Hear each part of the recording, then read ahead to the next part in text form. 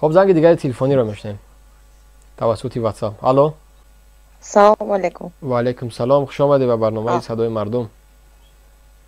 آواز من میبینید؟ بله ما صدای شما رو داریم، با فرمایش شما در پخش زنده قرار داریم. از همین گپه که گفته که نشد همه فرمای ملیساگیشون. بله. چی گمتونه کمه بخشی که خلق مثل خودیک میشوانه که خلق مایمون کردگیان سرسون و سرگردون کردگیان مدر سروش چی مچتوی محکم کرد سودیان بابا بیامون مچت میرفتن نماز میخوندن وی چی گخریه چی اخمقیشونه اینویه. من بانی میزنکیم ننگ و ناموز کرده خیستم آمدم همیجا با یک سخنه که من گفتم به خونه ای من سر ایمو دوشنبه گرفتم همیجا اومدم اکا فهمیده ایروی به خونگیم. بله. اگر ام اومالی ننگ و ناموس میداشت خیلی محکم گفتن که تو مرد باشی پپکه تمانو برو رو انا وای یگید بود انا وای مرد بود مالی مرد که باشه پپکش میمونه و میبره میره او قگپه که خلق میگه او قگپه که خدا بانی میزنه که اگر خر میشیدم حالی پوست میپرد خونی مردیگری نداشته اون انسان ایقا خلق بیم ایجا میبرن بچه های یوش مرده میبرن بگم من ای کارم بچه ها دسترویگه در بیرون 1200 دستاشون کبوت ای خنکیه با هوای میتیم پلوشونه یا نمیتیم پلوشونه بچه های وی بچه های دیگه آدم بچه نیسته زنی وی ایگجاش تولد کرده و دیگه مادر ها ایگجاشون تولد کردیم فرزنده جگراش ریزه ایلوی کن خیلی که جگرای مادرای دیگه فرزندو میریزه هم خیلی ریزه جگراش ایلوی کن پروردگار فهمیده که ایقا خلق سرسان و سرگردون کرده گیه ایما بانی میزنه که ناموس دارم ننگ دارم فهمیده و با مردگیش نه ننگ داشته نه ناموس داشته یگان قطر خونی مردیگری نداشته در تنش بانی میزنه که این بخدا وجدانم نمیبرداره که خلق همه خیلی عذاب کشید زده اون مادر از سوزوندین و مادر نداره بله درست و مادر نداره و مادر تولد نکرده ای او آلمان دختر مردش بودن گفتی او گپا 3 کس قطیف 3 فرزندش مرد اینا مادر نیستن هر کس میخواد وطن خودش زندگی کنه من 17 سال شد در همی جایم 17 سال شد من در همی جایم و ننگ و ناموس یک سخنه که من گفتم من برآمده اومدگیم 17 سال شد من در همی جایم من 10 سال پیش رفتم من ملیسه که در ایجا من یک بار نگفته که تو سگی کجا کجا اومدی کجا میری در دوشنبه من کرده که دکومنت نشون ده من میگم من زاده همین مملکت من زاده همین دوشنبه میگفت تا خونه ما آمد من دکومنتات نشون ده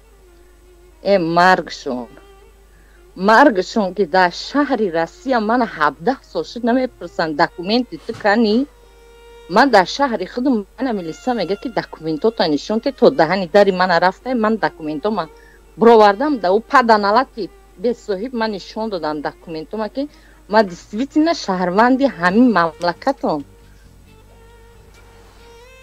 مادر عزیز اگر اجازت باشه یک سوال برای شما بتیم گپ زنی 17 ساله که در مهاجرت قرار دارین همچو یک مادر همچو یک زن از حال دیگر زنها و مادرای تاجیکی در مهاجرت هستند چی گفته میتونید چی میتونید قصه کرد برای هموطنان برای جوانان این وطن که خودی هم باید خاموش باشن بعد از همین قدر رنج و درد مردم تاجیک خاموش نشون او کرما نگاه کردم همین یک بچه ها گپ زد که سال 91 92 مون همون جنگ نشود گفتم منمنی کرد دهنت بوی شیر میکنه کونت بوی سیبه میکنه تو جنگ 91 و 92 یادم من نشون میدی جنگ 91 و 92 من دیدم من ای کار برمدم مویا بایویکو قفیدم وافچی که یا یورت چی که ای بام شوا کمی بخشه گفته من همه خیلی گنده ایم ای وقتش من خیلی گنده ایم گفته من که نه وافچی که نه یورت چی ما گنچک شدگه میسنیو در موبایل موندگه میزنه ایس وافچیکاتون میزنه ایس یورچیکاتون ما گنچک شدگه برای شما گفت شما امومالی تو درجه 5 میلیون و 6 میلیون و 7 میلیون دا کردن چلوچین завода کشویا تکستیل کشویا فابریکای پاپریا کشویا 50 سالگی کشویا ابونویا کشویا کирпичний завода گرفتن چی گوه نخوردن الباسترنی завода کشویا завода بسیار در شهر همه خلق کار میکرد همه خلق کار میکرد کم بود نیم بود چیزی بود نبود که در شهر خودشون بود باور کنی اکا بجای فرزند برابر فرزندی من با فکرم شما بچه جان باور کن همونجا توی میشه من دیسکای توی روی میکنه من هفتاش خود میشینم 5 بار و 6 بار و 7 بار باید تماشا کردم من گریه میکنم چی بگیم هر کس میفروشه با منزل مکانی خودش باشه بله هر کس من پدر مرد من نتونستم رفتم فهمیده ولی او بچه که گشت گفت که من 7 سال شده همین جایم تاجیکستان تنج 7 سال گی آچک هم میخرید در روسیه تاجیکستان تنج باشه چی بود تاجیکستان کار نمیکنی کنی دمی روستای گرفتی ششتی من در همین جا در یک کارخانه 10 سال شد کار میکنم جای میشم خدا زنه که در من نشان میتیم من گرجدنی همین جایم من خانه و در دارم در همین جا من با یک ننگ و ناموسی من خستم آمدم همین جا من 17 سال شد همین جا من خانه و در کردم در همین جا من گرجدن سوه گرفتم من سرم در سنگا زدم من همین کار کردم برای چی که ننگم آمد ناموسم آمد منه برای یک سخنی اکا و ینگه شده من آمدم فهمیده؟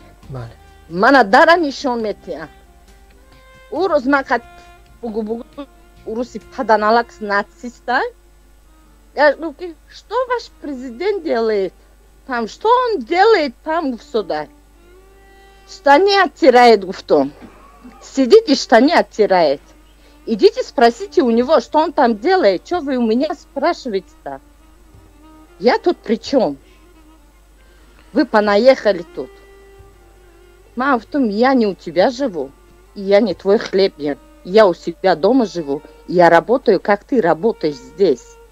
Я у тебя в квартире не живу, и у тебя кусок хлеба не прошу у тебя.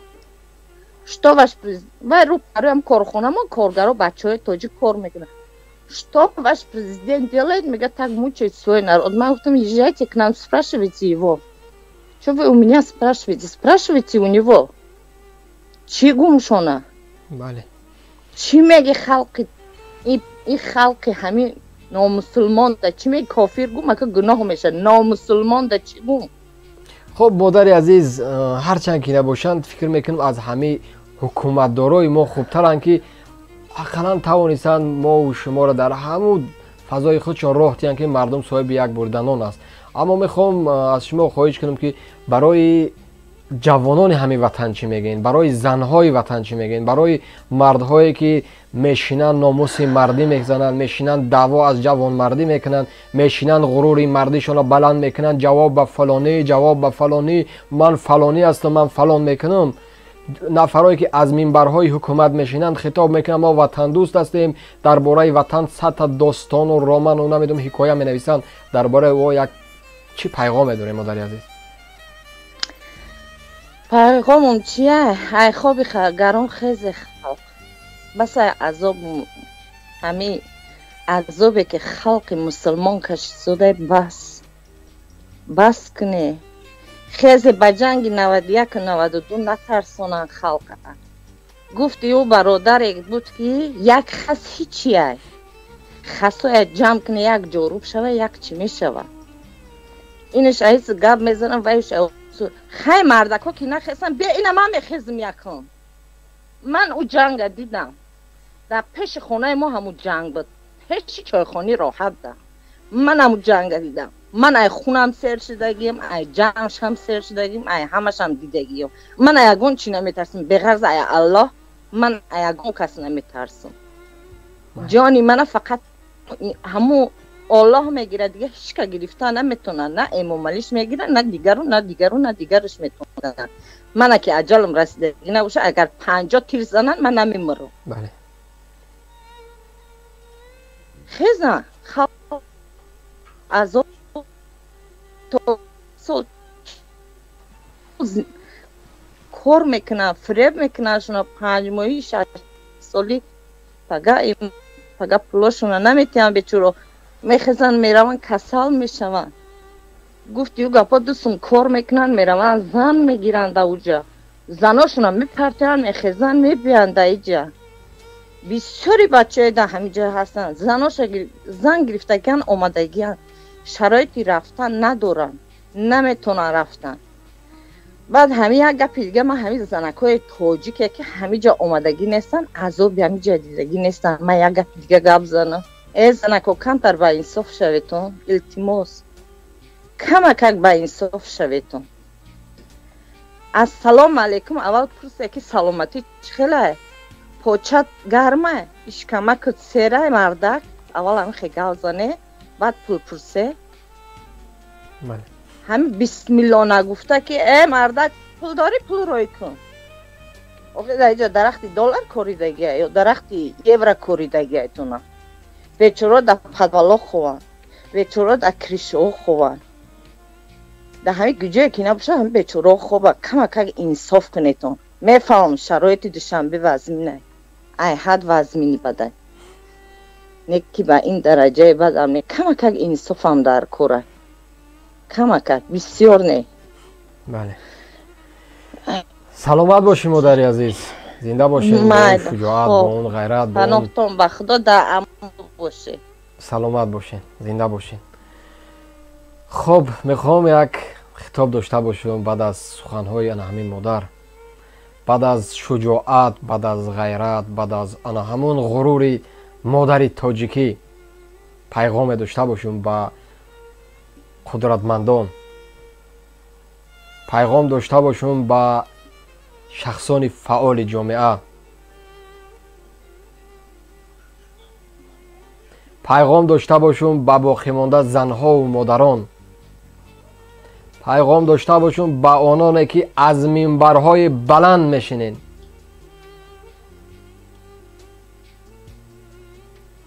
وطن دوست خودتا حساب میکنین، گویا پدری ملت هستین، مادری ملت هستین، جوان مرد هستین، برای ملت ساختین، پختین، آوردین، رساندین.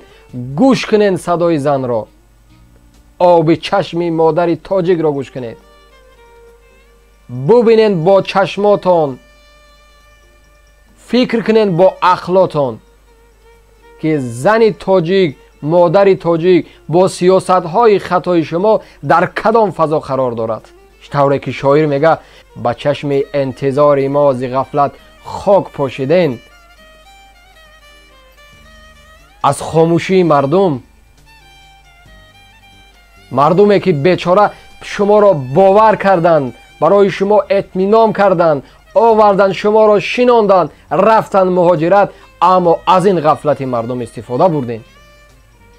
از این غفلت مردم برای خودتان اجازتی ساختن دادین، اما برای مردم اجازه ندادین که تا که مردم خود را بسازند. انا همون سیاست های ناسالم امروز زن تاجیک، مادر تاجیکی در تربیه نسل نورس باشد، در تربیه فرزند باشد، برای آینده این ملت فرزند تربیه کند، امروز آمده است در بدر است، مهاجر است، 17 سال شد به وطن است، 17 سال. با چشم انتظار ما ز غفلت خاک پاشیده، زدید آتش به جان دوستداران از هوسداران. چی فکر کردین؟ оное ки равшанфикр буданд, оное ки аҳли зиё буданд, оное ки сухани ҳақ мегуфтанд, онҳоро чӣ кор кардед? Задед оташ, кушта кардед, зиндон кардед, тоҷирону шахсони фаъоли миллатро дарбадар кардед. барои ғорати мо кардед эй нокасон ваҳдат, барои ғорати мо кардед ай нокасон ваҳдат, барои мардума куштан, барои мардума фиреб кардан, барои мардума ба доми худ андохтан, ай нокасон ваҳдат эълон карден, ҷашн эълон карден, тӯй доден, даъво карден, аммо барои ғорати мардум будем макро ки бояд то қиёмат бо шумо нафрини яздонӣ. акнун нафрини мардума болои худтон бубинед. акнун бубинед ки мардум чӣ қадар дар кӯчаҳо мебуро дар муқобили шумо ҳарф мезананд. дар боло барои ғорат, барои куштани мардум, барои тиҷорати мардума гирифтан гӯё ваҳдат карден. омаден дар Русия тоҷироро даъват карден, биёен дар ватан бисозен, биёен ватан обод кунен, биёен ҷаноби олии фалон беҳмадон барои шумо озодӣ додааст, ватан бисозен. фиреб карден. ана акнун бубинен ки чӣ қадар нафрини ин миллат ба сари шумо мерезад, чӣ қадар нафрини ин миллат шуморо сангсор мекунанд. ба номуси мардум бозӣ кардед. ёд бигирен ҷавонони ин ватан аз шуҷоат аз анами зан. бомӯзен шуҷоата аз зан. бас кунен тарсондан, бас кунен тарсидан. соли 91 бозиҳое ки худшон дохтанд дар минбар, мардума фиреб карданд, мардума дар бозиҳои худ дохил карданд, беҳтаринҳоро баъд аз он куштанд. бас кунен дигар ин чизҳоро, ин афсонаҳоро дар гӯши анаи занҳову модарову хоҳаро нахонед. шоҳиди ҷангҳо аст, мегам ман шоҳид будам ва боз мехоҳам дар муқобили шумо ҳарф занам. барои чӣ? барое ки ҷангу хунрезие ки дар паси парда карден, дар насли кӯҳан карда буден, ӯ таърихи доғе ба ин миллат монд. бале иштибоҳи бузурге карден, аммо барои насли имрӯза ин чиза пиёда накунед. барои насли имрӯза ин чиза набиёрен, баҳонае пеш набиёрен. мардумро аз ҷангу хунрезӣ натарсонед.